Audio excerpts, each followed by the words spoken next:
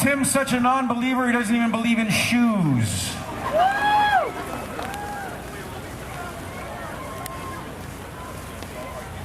This is fucking ridiculous.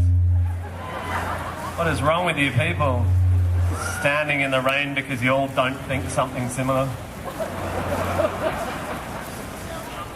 But when you've been with someone that long, when Sarah's played such a fundamental part in my understanding of life and of who I am, it's very... One comes to the conclusion that we're soulmates, you know, that she was sent to me back then in 1993 in Perth, Western Australia. So I'd like to play a song for my one true love. It's called If I Didn't Have You.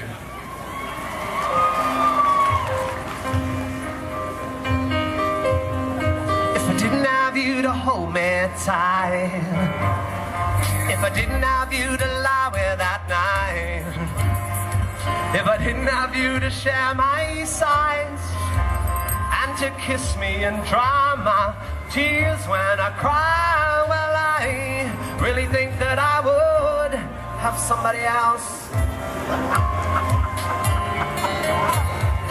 If I didn't have you, someone else would do. Your love is one in a million. You couldn't buy it at any price.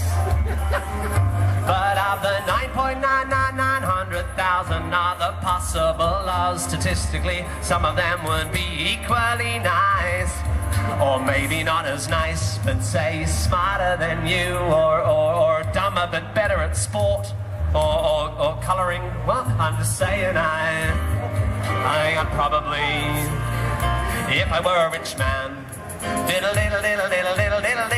I guess I would be with a surgeon or a model or a Raleigh of the Royals or a Kennedy or an nymphomaniacal exhibitionist heiress to a large chain of hotels. If I were a rich man, maybe I would fiddle with the rich man girls. I'm not saying that I'd not love you if I were wealthy or handsome, but realistically there's lots of fish in the sea, and if I had a different rod I would conceivably land some, even though I'm fiscally consistently pitiable and considerably less Brad Pitt than Brad Pitiful. Am I really so poor and ugly that you think only you could possibly love me? And I think I'd probably... And look, I'm not undervaluing what we've got when I say that given the role chaos inevitably plays and the inherently flawed notion of fate, it's abstruse to deduce I found my soulmate at the age of 17. It's just mathematically unlikely that at a university in Perth I happen to stumble on the one girl on earth specifically designed for me. And if I may conjecture a further objection, love has nothing to do with destined perfection. The connection is strengthened, the affection simply grows over time, like a flower or a mushroom or a guinea pig or a vine or a sponge or bigotry or banana.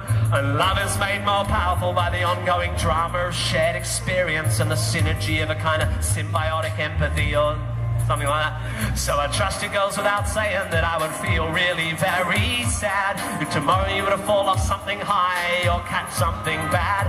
But I'm just saying, I don't think you're special. I mean, I obviously think you're special, but you fall within a bell curve. I mean, I'm just saying, I think I'd probably... I think you are unique and beautiful. You make me happy despite being around.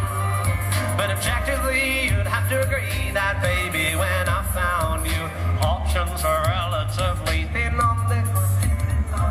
You're lovely, but there must be girls as lovely as you, and maybe more open to spanking or table tennis. I'm just saying, I think I'd probably... I mean, I reckon it's pretty likely that if, for example, my first girlfriend Jackie hadn't dumped me after I kissed Winston's ex-girlfriend Nia at Steph's party back in 1993, enough variables would probably have been altered by the absence of that event to have meant the advent of a tangential narrative in which we don't meet. Which is to say, there exists a theoretical, hypothetical, parallel life where what is not as it is, and I'm not your husband and you are not my wife, and I am a stuntman living in LA, married to a small Portuguese skier who, when she's not training, does abstract painting, practices yoga and brews her own beer, and really likes making home movies and suffers neck-down alopecia. Just a little bit of Coincidental, isolated hair loss, but with all my heart and all my mind, I know one thing is true. I have just one life and just one love, and my love, that love is you. And if it wasn't for you, darling,